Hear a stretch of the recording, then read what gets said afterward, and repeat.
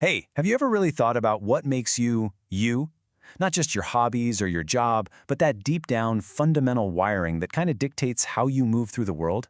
Well, today we're going to pull back the curtain on the science of our core behavioral styles, basically the very blueprint of who we are.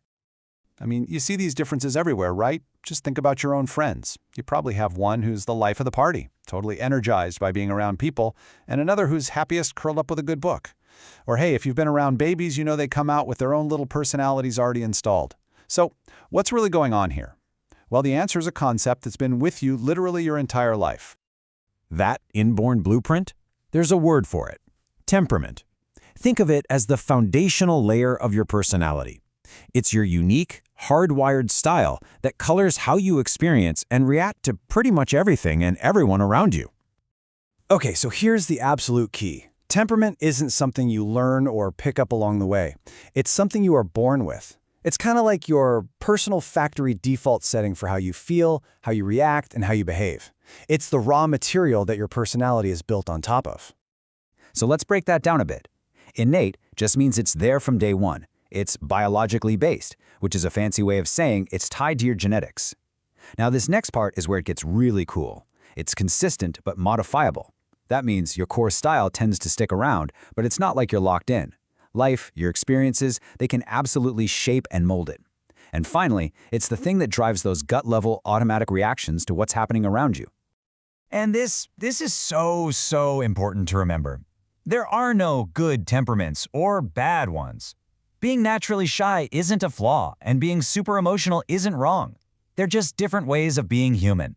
Understanding this stuff is all about recognition, not judgment. This brings us right to that age-old debate, right? Nature versus nurture. But when we're talking about temperament, it's not an either-or answer. It's actually more like a partnership, a really fascinating dance between the two that plays out over your whole life. So let's take a look at how that dance works. So on one side, you've got your nature. That's your consistent style, the part of you that stays pretty stable. If you're a super high-energy kid who couldn't sit still, chances are you're still a pretty high-energy adult.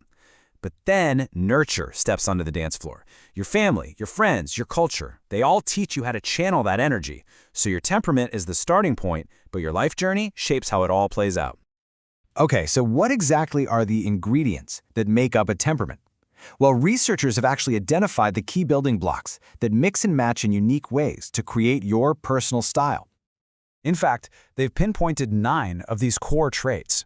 Now, we're not going to go through all 9, but to give you a really good feel for this, let's dive into 4 super common examples that paint a very clear picture.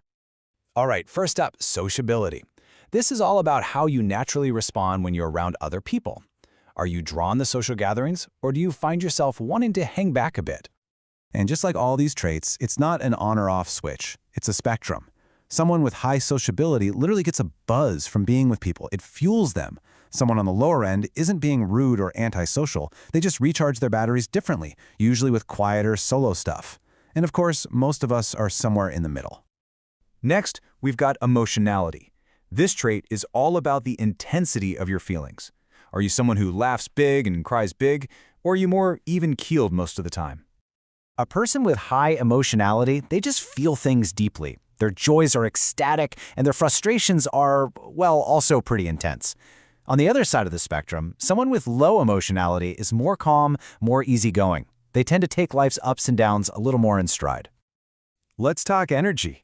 The trait of activity level is all about your physical motor. Are you the person who's always tapping a foot, pacing while on the phone, or are you perfectly happy sitting still for a long time?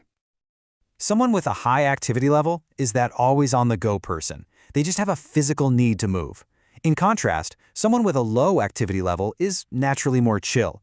They're drawn to things like reading for hours or having a good movie marathon.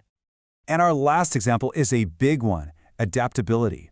This is all about how easily you roll with the punches. How quickly do you adjust to changes in your routine, new places, or meeting new people? So if you're high in adaptability, you're probably the spontaneous one. Last-minute plans? Yes, please. You can fit into a new situation pretty effortlessly. But if you're on the lower end, you just need a little more time to warm up.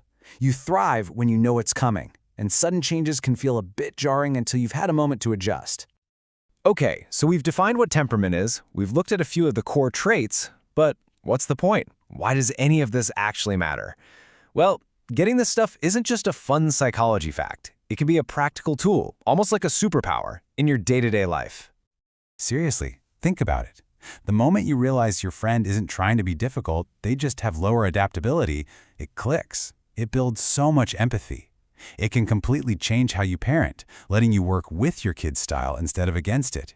And maybe most importantly, it can lead to this incredible self-acceptance. You can stop fighting your core nature and start building a life that actually fits you. It just helps you make sense of yourself. At the end of the day, realizing that we all operate from a unique, inborn blueprint, that's a huge shift in perspective. It gives you a new, more compassionate way to look at why people do what they do, including yourself. So the next time someone's reaction surprises you, maybe just pause. You might have a brand new clue as to what's really going on under the surface. Thanks for exploring this with me.